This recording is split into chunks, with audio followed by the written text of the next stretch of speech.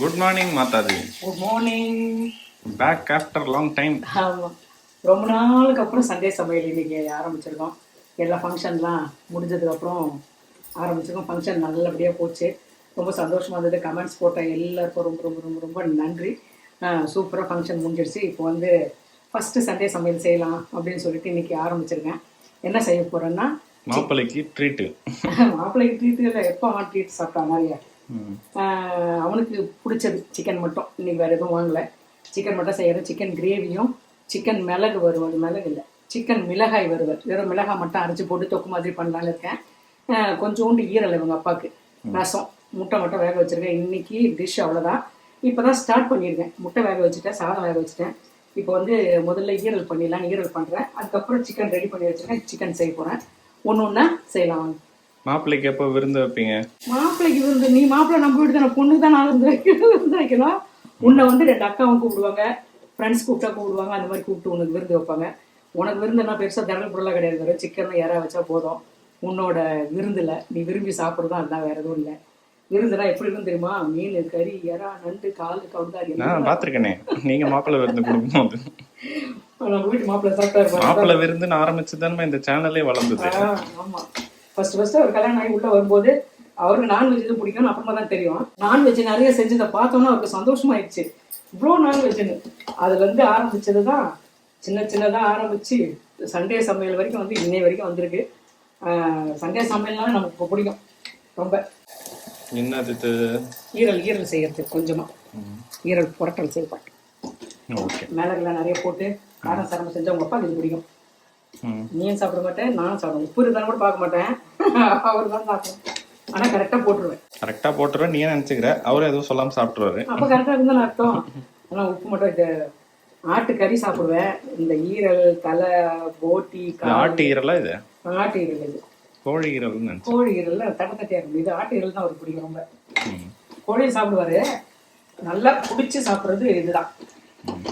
காம்பினேஷன்லாம் வாங்கியிருக்காரு பற்றியா, சிக்கனு அவருக்கு மட்டும் கொஞ்சம் ஈரல், ஏன்னா அது அவருக்கு பிடிக்கும். இது ரெடி பண்ணிட்டு அதுக்கப்புறம் சிக்கன் செய்ய ஆரம்பிக்கலாம். போயிட்டு வந்து டயர்ட்லாம் போயிடுச்சா? ரெஸ்ட்லாம் நல்லா எடுத்துட்டீங்களா? டெய்லி இப்போ கொஞ்சம் பிசியோதெரப்பி வேற தொடர்ந்து ஒரு 3 நாள் 4 நாள் பிசியோதெரப்பி போயிட்டு வந்தேன். அது பண்ணதுக்கப்புறம் கொஞ்சம் பரவாயில்ல. இந்த மசில்ஸ்லாம் வந்து ரொம்ப டைட் ஆயிடுச்சா, அது சுகர் இருந்தாலும் அந்த மாதிரி ஆகுமா? அதில் எனக்கு வேறு இந்த ஷோக் ட்ரீட்மெண்ட் வேறு பண்ணாங்க. இந்த கை கால் தானே வேலை செய்யறது போயிடுச்சு. இதில் ட்ரீட்மெண்ட் அதிகமாக போனோடனே இந்த ஷோல்டர் ஃபுல்லாக அப்படியே இறுக்கமாயிடுச்சா, சதை எல்லாமே சேர்ந்து. ஏதோ ஒரு ஆர்த்ரைட்டிஸ்னு என்ன சொன்னாங்க. என்னமோ சொன்னாங்க. அது நமக்கு பேருங்களாம் இப்போ வர பேர்லாம் புரியல. இந்த பிசியோதெரப்பின்றதே எனக்கு ரொம்ப, பிசியோதெரப்பின்னு என்னமோன்னு நினச்சிட்டு இருந்தேன். சைக்கோதெரப்பின்னு படிச்சிருந்தியா? பிசியோதெரப்பின்றது வந்து நம்ம மசில்ஸ் எல்லாம் வந்து இந்த கரண்ட் மூலயமா ஷாக் மாதிரி கொடுத்து ஒரு மாதிரி கிருன்னு பண்ணுறாங்க, அதுதான் பிசியோதெரப்பி. அது பண்ண அது கொஞ்சம் ஜவ்வெல்லாம் கொஞ்சம். அது உனக்கு பண்ண பிசியோதெரப்பிமா? ஒருத்தருக்கு ஒன்று பண்ணுவாங்க. அந்த மாதிரி பிசியோதெரப்பினா நிறைய இருக்கு போல. எல்லாம் பாடி ஃபுல்லாக பிசியோதெரப்பி பண்ணுறாங்க.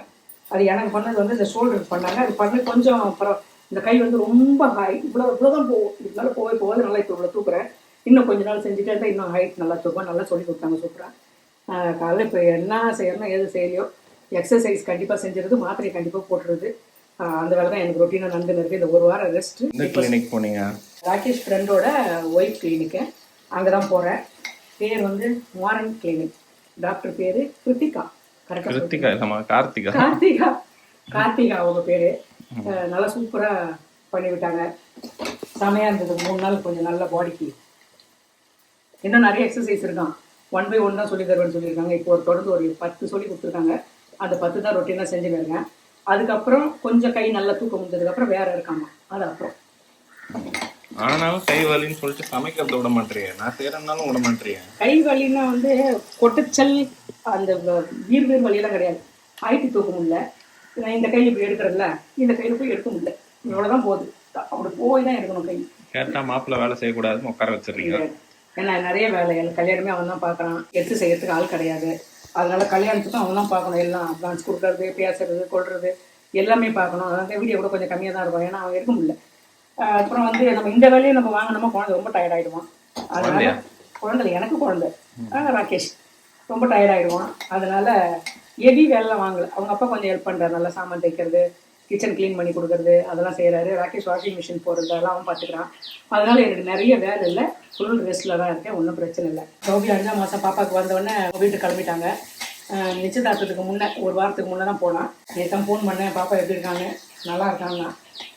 போய் பார்க்கணும், கொஞ்சம் டைம் பிஸியாக இருக்குது. போய் பாப்பா பார்த்துட்டு வரணும்.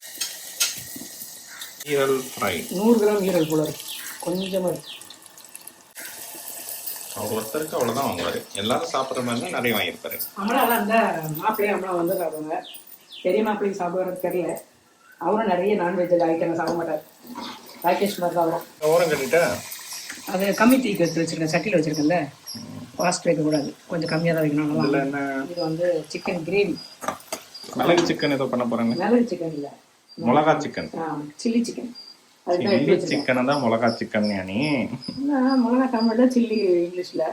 இது சிக்கன் வச்சுருக்கேன், வெங்காயம் தக்காளி அரைச்ச பேஸ்ட்டு கொஞ்சம், இஞ்சி பூண்டு பேஸ்ட் கொஞ்சம் வச்சுருக்கேன். இப்போ இந்த சில்லி ஊற வச்சுருக்கேன். இது வந்து பெடிகா, இது வந்து கலருக்காக பெடிகா சில்லி. இது வந்து நார்மல் நீட் மிளகா. இது ரெண்டுத்தையும் மிக்ஸ் பண்ணி அரைச்சி இந்த சிக்கனோட கலந்து அப்படியே தவால போட்டு திருப்பி திருப்பி திருப்பி வேக வைக்க வேண்டியதுதான்.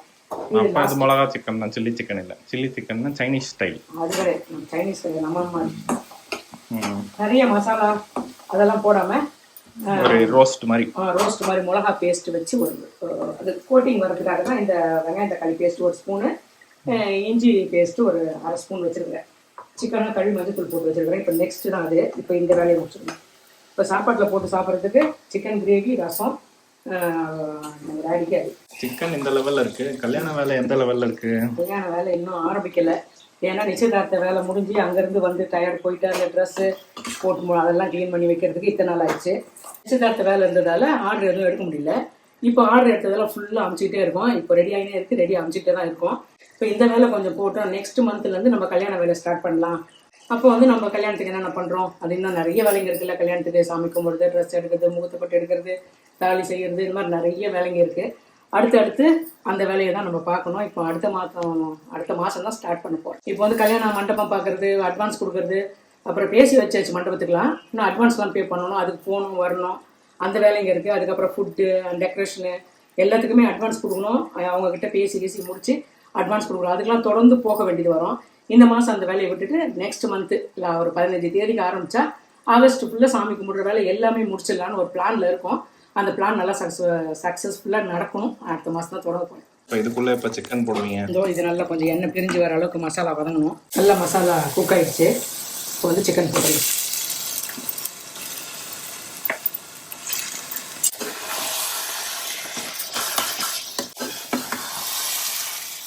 இந்த ஊற வச்ச மிளகா வந்து இன்னைக்கு மெயின் டிஷ்ஷா? இதான் மெயின். இது வந்து அப்படியே கொஞ்சம் பேஸ்ட்டாக அரைச்சிட போகிறோம், அவ்வளோதான். இவ்வளோ மிளகாவா? இவ்வளோ மிளகா இல்லை, மிளகா போட்டிருக்கேன், தேவையான அளவு போட்டு மீதி வைப்பேன். இந்த உருளைக்கிழங்கு, சேப்பங்கிழங்குலாம் இந்த மசாலா வச்சு பண்ணால் சூப்பராக. இந்த அரைச்சி நம்ம உருளைக்கிழங்குல நல்லா மிக்ஸ் பண்ணி பொரிச்சு வறுத்தோம்னா சூப்பராக இருக்கும். அதுக்காக சேர்த்து போட்டிருக்கேன். சிக்கன் மிளகாய் ஃப்ரை ரோஸ்ட். மிளகாய் ரோஸ்ட். இப்போ ஃபஸ்ட்டு ஒரு கடாய் வச்சு எண்ணெய் ஒரு 2 ஸ்பூன் ஊற்றிக்கலாம். எண்ணெய் காயத்துக்குள்ளே இது வந்து சிக்கன் இது வந்து தக்காளி வெங்காயம் பேஸ்ட் 1 ஸ்பூன், இஞ்சி பூண்டு பேஸ்ட் வந்து அரை ஸ்பூன், தேவையான அளவு உப்பு. இப்போ வந்து அரைச்ச காஞ்ச மிளகா விழுது. எங்கே விழுதுன்னா இந்த மாதிரி பேஸ்ட். இது வந்து தேவையான அளவு போட்டுக்கலாம். காரத்துக்கு தகுந்த மாதிரி போட்டுக்கலாம். இது கொஞ்சம் காரம், அதனால் கொஞ்சம் அதிகமாக போட்டுக்கலாம்.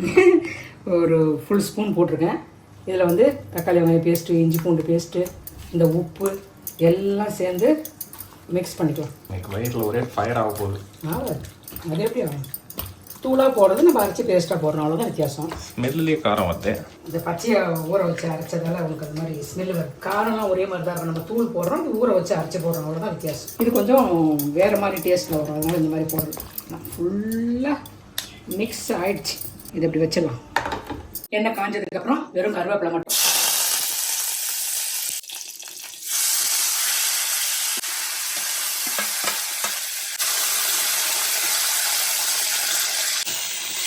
சிக்கன் மிளகாய் ரோஸ்ட். இப்போ கொஞ்சமாக கொத்தமல்லி. இந்த சிக்கன் எண்ணெயில் வதங்கும் போது நல்லா இதுலேருந்து கொஞ்சம் தண்ணி பிரியும். அதுக்கப்புறம் கொஞ்சம் தண்ணி ஊற்றக்கூடாது, தெளித்து மூடி வேக வச்சோம்னா வெந்துடும். அதுதான் வர, ஏன்னா தொக்கு மாதிரி ஆகிடும். ஆமாம் நீ சொன்ன மாதிரியே தண்ணிலாம் பிரிஞ்சு போகுது. தண்ணி பிரிஞ்சு வரும் நம்ம போட்டுருக்கிறது மசாலா. ஒன்றும் இல்லை, ஈஸியாக செஞ்சிடலாம். டக்குன்னு ஒரு சைட் டிஷ். மிளகாய் சாம்பார் வைக்கிறோம், இல்லை ரசம் வைக்கிறோம். வெறும் தயிர் தான்ப்பா இருக்குது வீட்டில். சிக்கன் வாங்கிட்டோம்னா இந்த மாதிரி டக்குன்னு போட்டு மிளகா அரைச்சி போட்டு ஒரு புரட்டி தயிர் சாதம், சாம்பார் சாதம், ரசம் சாதம் எல்லாத்துக்குமே சூப்பராக இருக்கும். இல்லை சும்மா கூட சாப்பிடலாம். சப்பாத்தி சப்பாத்திக்கெலாம் தொக்கு வேணும். தொக்கு இல்லாமல் நம்மளை சப்பாத்தி சாப்பிட முடியாது. அதனால் சும்மா ப்ரெட்டு கூட வச்சு சாப்பிடலாம், செமையாக இருக்கும். ஒரு அரை ஸ்பூன் சிக்கன் மசாலா. இப்போ கொஞ்சமாக தண்ணி தெளிச்சிடலாம், அப்போ தான் சிக்கன் வேகும். இப்போ நல்லா மசாலா நல்லா மிக்ஸ் ஆகிடுச்சு. இந்த மாதிரி மிக்ஸ் ஆன நேரத்தில் சிக்கன் வேகிற அளவுக்கு கொஞ்சமாக தண்ணி ஊற்றினா போதும். நம்ம புரட்டு தான் போடுறோம், அதனால் நிறைய தண்ணி தேவையில்லை. இதுலேயே பாதி சிக்கன் வெந்துருச்சு.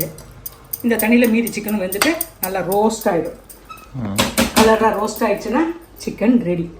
சிக்கன் கிரேவியும் ரெடி. எல்லாத்தையும் ரெடி பண்ணிட்டு பார்ப்போம். சிக்கன் கிரேவி, ரசம் எல்லாம் ரெடி. ரோஸ்ட் ரெடியா?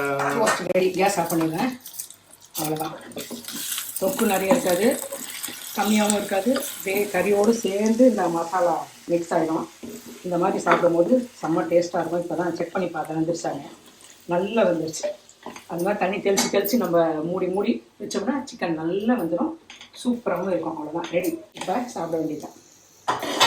லட்டூஸ் கிச்சன்ல இன்னைக்கு என்ன ஸ்பெஷல்? சண்டே நான்வெஜ் தான் ஸ்பெஷல். என்ன செஞ்சிருக்கேன்னு பார்க்கலாம் வாங்க. ஈரல் வறுவல், சிக்கன் கிரேவி, சிக்கன் மிளகாய் வறுவல், தக்காளி ரசம், தயிர், சுட சுட சாதம், சாப்பிட்ட அப்புறம் சாப்பிட்றதுக்கு மாம்பழம் எல்லாம் தயாரா இருக்கு. வாங்க சாப்பிடலாம்.